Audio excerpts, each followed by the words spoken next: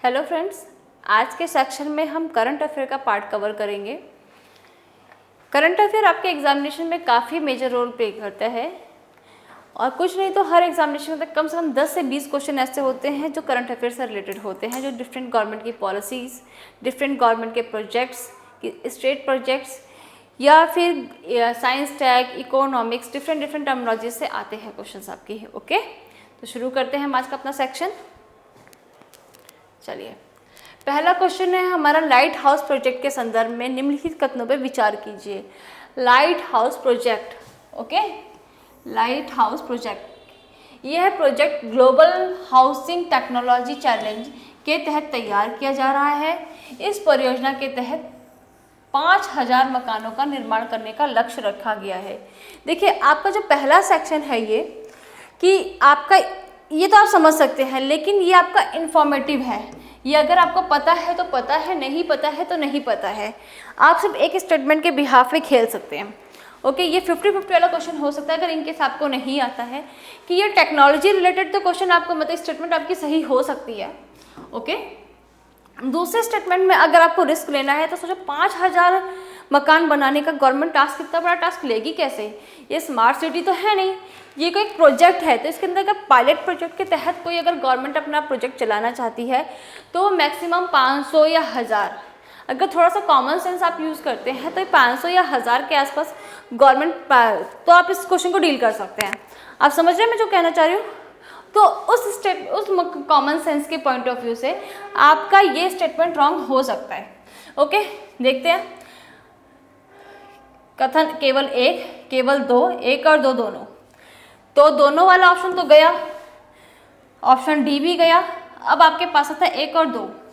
इसमें हमने जो सोचा कि पहला तो ठीक है, दूसरा नहीं है, तो हम ऑप्शन ए पे आंसर टिक मारेंगे। ओके, हम इसकी एक्सप्लेनेशन देखते हैं, आंसर देखते हैं। इसका आंसर है ए। ओके, अब हम देखते हैं कि लाइट हाउस प्रोजेक्ट के बारे में क्या कहा गया है। लाइट हाउस प्रोजेक्ट 6 राज्यों में 6 स्थानों पर हल्के मकान, लाइट हाउस, ये लाइट उससे है, वेट से लाइट है, ये लाइट वाला लाइट नहीं है, इसमें ऊर्जा, लाइट, रोशनी की बात की जा रही है। लाइट हाउस प्रोजेक्ट है, मतलब कि वेट में कम है ना, लाइट हाउस प्रोजेक्ट। ओके, 6 राज्यों 6 स्थानों पर हल्के मकान से जुड़ी लाइट हाउस परियोजना की आधारशिला रखी गई है। Global housing technology challenge India GSTC के तहत इंदौर, राजकोट, चेन्नई, रांची, अगरतला और लखनऊ में ये परियोजना चल रही है। इसके प्रत्येक स्थान से संबंध बुनियादी ढांचा सुविधा के साथ साथ लगभग 1000 मकानों को शामिल किया गया है। जैसे मैंने पहले बोला ना कि 6 राज्यों 6 स्थानों, मतलब अगर कोई पायलट प्रोजेक्ट है तो वो छोटे स्थल पे, छोटे पैमाने पे शुरू किया जाएगा ना। तो 6 राज्य की 5000 मकान शुरू कर रहे हैं, तो कॉमन सेंस की बात है। फिर जैसे मैंने आपको बताया था, तो देखिए इसके उत्तर में भी लिखा हुआ है कि 1000 मकान। ओके, फिर ये आपका आंसर सही हो सकता है। ठीक, कि light house project global warming housing technology से रिलेटेड है, जो 6 राज्यों के 6 स्थानों पर 1000 मकान बनाने का लक्ष्य रखा गया है। Okay, got it. अब आपको याद करना होगा इसके अंदर कि कौन कौन से 6 राज्य हैं जिनके 6 स्थानों पे शुरू किया गया है। यहाँ से क्वेश्चन आने के चांसेस हो सकते हैं आपके। ठीक, अब आते हैं हम नेक्स्ट पे। प्रोजेक्ट 02 फॉर इंडिया की शुरुआत किस संदर्भ में की गई है?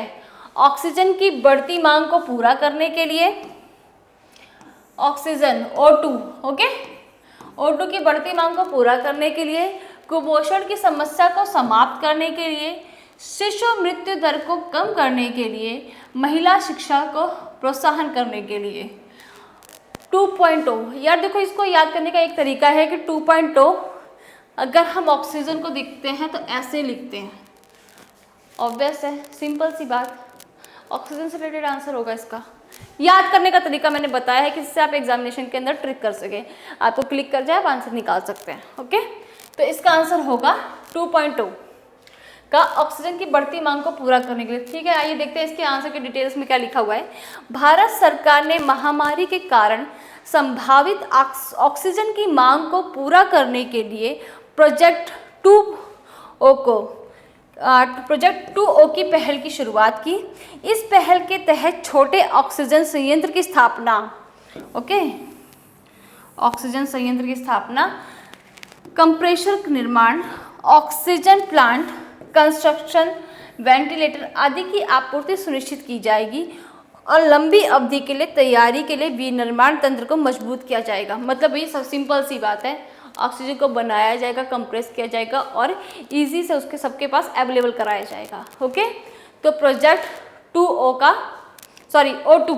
O2 का रिलेशन किससे है? ऑक्सीजन की बढ़ती मांग को पूरा करने के लिए। कोरोना के टाइम पर सब सिलेंडरों की मांग कर रहे थे ना, तो उससे ये इंस्पायर्ड बना हुआ है, इंस्पायर्ड है ये। ओके, फिर आता है हमारा नेक्स्ट क्वेश्चन, भारत में सर्वाधिक रामसर साइट किस राज्य में चिन्हित की गई है? भाई रामसर का वेटलैंड डे कब मनाया जाता है? 2 फरवरी। ठीक है, अब इस साल के वेटलैंड का थीम क्या था और नेक्स्ट ईयर की लास्ट ईयर की वेटलैंड की थीम क्या थी, ये आप मुझे कमेंट सेक्शन में बताएंगे। थीम क्या होती है लास्ट ईयर और करंट ईयर की? इस साल की थीम क्या थी वेटलैंड की? भाई वेटलैंड डे कब मनाया जाता है? 2 फरवरी को। प्रत्येक वर्ष 2 फरवरी को वेटलैंड डे मनाया जाता है। आपका होमवर्क है, आप मुझे बताएंगे कि वेटलैंड डे की इस साल की थीम और पिछले साल की थीम क्या थी। ओके, ठीक है, आते हैं क्वेश्चन पे कि रामसर साइट किस राज्य में सबसे ज़्यादा चिन्हित है? तो ओके, पंजाब, उत्तर प्रदेश, महाराष्ट्र और मध्य प्रदेश। अच्छा, इसका ध्यान रखिए, पंजाब तो होगा नहीं क्योंकि पंजाब एज कंपेयर इन तीनों राज्यों से सबसे छोटा राज्य है, तो इसमें तो हम इसको मान ही नहीं सकते, तो पंजाब तो हमारा गया। अब आता है महाराष्ट्र, मध्य प्रदेश और उत्तर प्रदेश। ठीक है, अब ये देखिए कि महाराष्ट्र, मध्य प्रदेश, उत्तर प्रदेश, इसमें कौन सा हो सकता है? आंसर इसका रहेगा बी। आंसर इसका होगा बी, उत्तर प्रदेश। ठीक है, अब देखते हैं महाराष्ट्र वैसे क्या कहते हैं, आपका सबसे ज़्यादा यहाँ पे जैव विविधता मिलती है, लेकिन वेटलैंड के मामले में इतना इम्पोर्टेंट नहीं है क्योंकि इसका आधा से ज़्यादा क्षेत्र इम्पोर्टेंट है। मतलब वेटलैंड सबसे ज़्यादा यहाँ पे पाए जाने की पॉसिबिलिटी कम इसलिए है क्योंकि ये पहाड़ी क्षेत्र है और यहाँ पे वेट होने का रीज़न कम है क्योंकि ये लावा के दक्कन के पहाड़ के ऊपर बना हुआ है, दक्कन के पहाड़ के ऊपर स्थित है, इसलिए यहाँ पे वेटलैंड होने के चांसेस थोड़े कम हो जाते हैं। ठीक है, ओके, अब दारोमदार दो चीज़ें मैं आपको एलिमिनेशन मेथड समझा रही हूँ कि आपको अगर कोई किसी चीज़ का आंसर समझ में नहीं आता है तो आप कैसे कर सकते हैं। ओके, फिर हमारा आता है मध्य प्रदेश और उत्तर प्रदेश। तो मध्य प्रदेश तो हमारा सबसे ज़्यादा बायोडाइवर्सिटी, सबसे ज़्यादा उद्यान, सबसे ज़्यादा पार्क तो वहीं मिलते हैं ना, तो अगर आप 50-50 चांस पे खेल सकते हो तो मेरा तुक्का बी पे रहेगा। ओके, और आप अपना आप समझ के करिएगा इस चीज़ को। तो हमारा रहेगा उत्तर प्रदेश। तो देखते हैं उत्तर प्रदेश में सबसे ज़्यादा रामसर साइट कहाँ पर है। अच्छा, यहाँ पे 8 रामसर साइट है उत्तर प्रदेश के अंदर। पहला ऊपरी गंगा, अगर आप स्टेट पीसेस को फोकस कर रहे हैं तो इनको लोकेट कर लेना मैप में कहाँ पर है ये। ठीक है, ऊपरी गंगा, नवाबगंज, सांडी, समसपुर, समन पक्षी अभयारण्य, पार्वती अरंगा, सरसई नावर, सुर सरोवर या फिर कीथम झील। ये तो आगरा में है, अभी एग्जामिनेशन में आया था ये। पार्वती अरंगा भी फेवरेट है इनका, सांडी भी फेवरेट है, नवाबगंज भी फेवरेट है। तो थोड़ा देख लेना आप लोग एग्जामिनेशन में कि कैसे कैसे आपके क्वेश्चन आ रहे हैं। प्रीवियस के क्वेश्चन यहीं पे काम आते हैं आपके। ओके, फिर आता है पंजाब। हमने क्वेश्चन के अंदर जो सेट किए थे, पंजाब के अंदर सिर्फ 6 है, महाराष्ट्र के अंदर 2 है, मध्य प्रदेश के अंदर 1 है, एमपी के अंदर 1 रामसर साइट है। ओके, नोट कर लीजिए आप लोग। फिर आते हैं नेक्स्ट पे।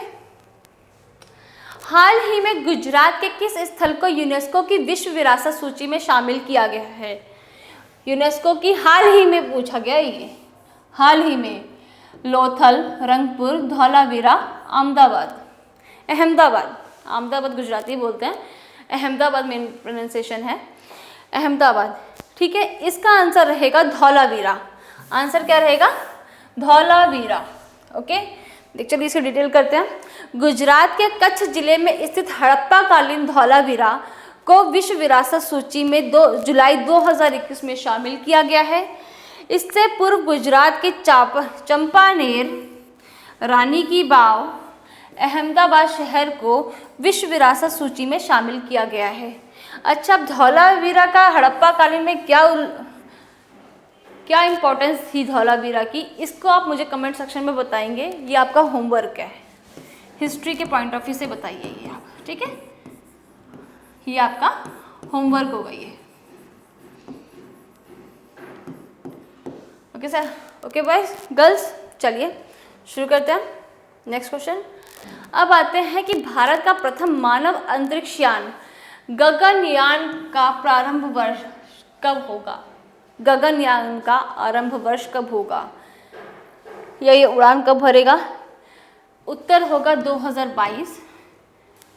ये फैक्चुअल क्वेश्चन है, से ये आपको आता है तो आता है, नहीं आता तो नहीं आता है। ओके, ये आपका इस टाइप का क्वेश्चन है।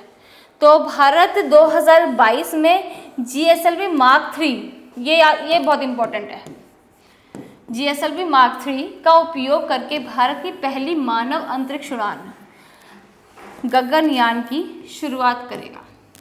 भारत में गगनयान प्रोजेक्ट 2022 में लॉन्च किया जाएगा। ओके, अब आते हैं नेक्स्ट पे। इलेक्ट्रोस्कोप का प्रयोग किसके मापन में किया जाता है? इलेक्ट्रोस्कोप का प्रयोग किसके मापन में किया जाता है?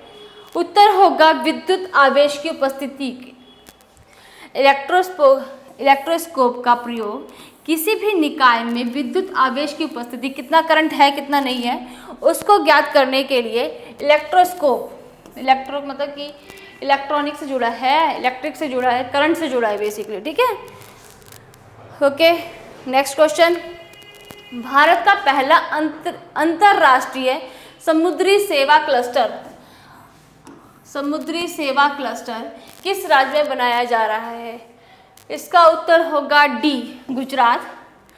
गुजरात के अंदर हमारी है टेक सिटी है, उसके अंदर India's first international marine services cluster को स्थापित करने का निर्णय लिया गया है। गुजरात के अहमदाबाद जिले में है ये ध्यान रखिएगा। क्लस्टर का उद्देश्य होता है कि समुद्री उद्योग के हितधारकों जैसे कि समुद्री नियामकों और सरकारी एजेंसियों के व्यापार की सुगमता।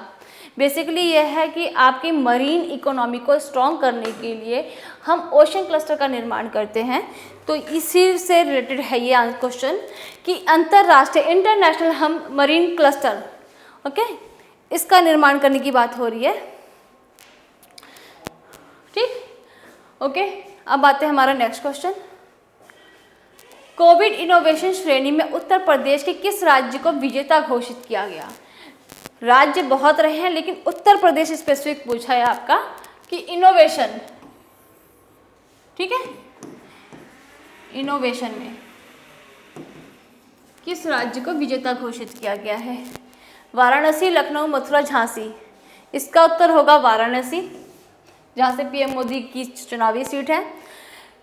केंद्रीय आवास शहरी कार्य मंत्रालय द्वारा कोविड इनोवेशन श्रेणी तैयार की जाती है।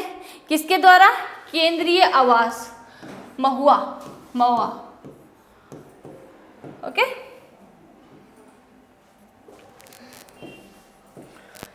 कोविड इनोवेशन श्रेणी, ये देखिए आपके डिटेलिंग से एक आंसर आपका क्वेश्चन ये भी बनता है कि ये इनोवेशन, कोविड इनोवेशन श्रेणी कौन तैयार करता है? तो ministry of urban housing, okay. फिर आता है आपका इस श्रेणी के मतलब इनोवेशन श्रेणी का मतलब क्या था? महामारी के विरुद्ध बेहतर और नए तरीके से काम करने वाले शहरों को सम्मानित किया गया। इस श्रेणी में यही से भैया, इस श्रेणी में महाराष्ट्र, कल्याण, डोंबिवली और उत्तर प्रदेश शहर को संयुक्त रूप से चयनित घोषित किया गया। स्मार्ट सिटीज़ में लीडरशिप अवार्ड अहमदाबाद को दिया गया और वाराणसी दूसरे स्थान पे रहा है और तीसरे स्थान पे रांची रहा है।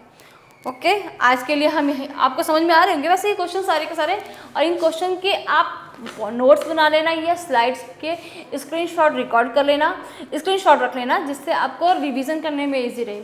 और अगर ज़्यादा बेहतर रहेगा कि आप स्लाइड जो आपके आंसर की डिटेलिंग है, व्याख्या खंड है, उसको अच्छे से पढ़िए। मैं गारंटी देती हूँ इस चीज़ों की कि आपके सेक्शन कंप्लीट हो, आपके एग्जामिनेशन में आप 10 में से 6 क्वेश्चन तो कम करने की स्थिति में रहेंगे ही रहेंगे। ओके ठीक है, तो आज का यह सेक्शन यहीं पे ख़त्म करते हैं, मिलते हैं नेक्स्ट क्लासेस में। थैंक यू सो मच, धन्यवाद।